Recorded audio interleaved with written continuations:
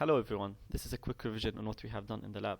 In this short tutorial you'll see how to simulate a coaxial cable using CST. Just to remind you, the coaxial cable consists of three elements: two couples and one insulator between them, two conductors and one insulator between them.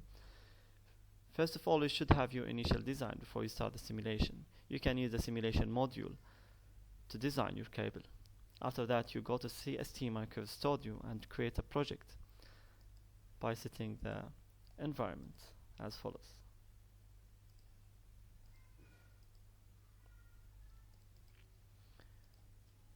Our simulation frequency range will be from 0 to 1 GHz, and we will monitor the electric and magnetic field at 500 MHz, or you can make it at any frequency between the range from 0 to 1 GHz.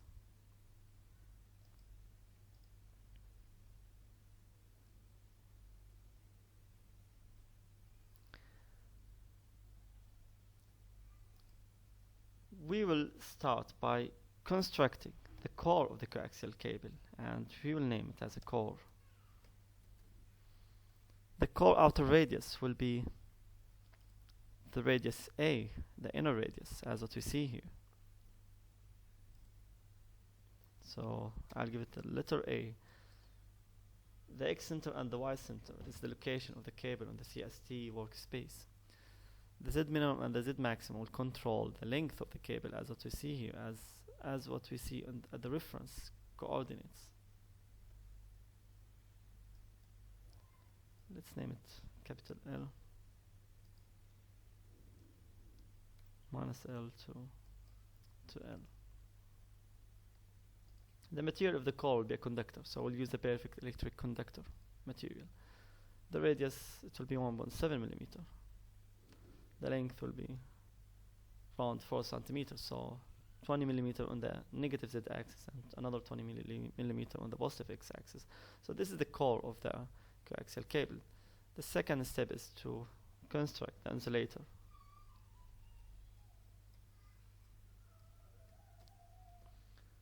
The outer radius of the insulator will give it a P variable name, and the inner radius will be exactly the inner radius of the conductor.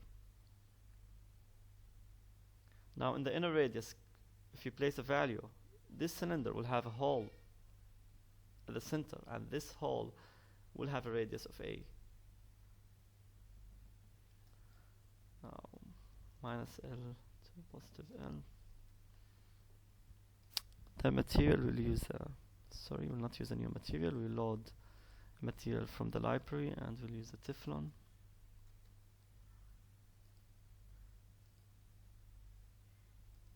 So preview it.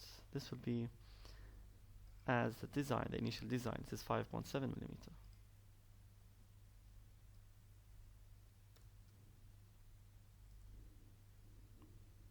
And as you see, it is exactly covering the core. The third element, which is the shield, we'll construct it by selecting the outer surface of the insulator, and we will use the extrusion feature of the CST.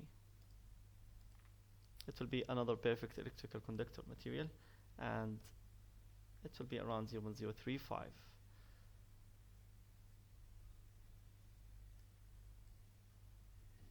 of conductor.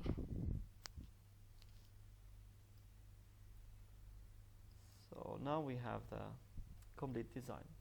The final step is to place the two waveguide boards to start the simulation.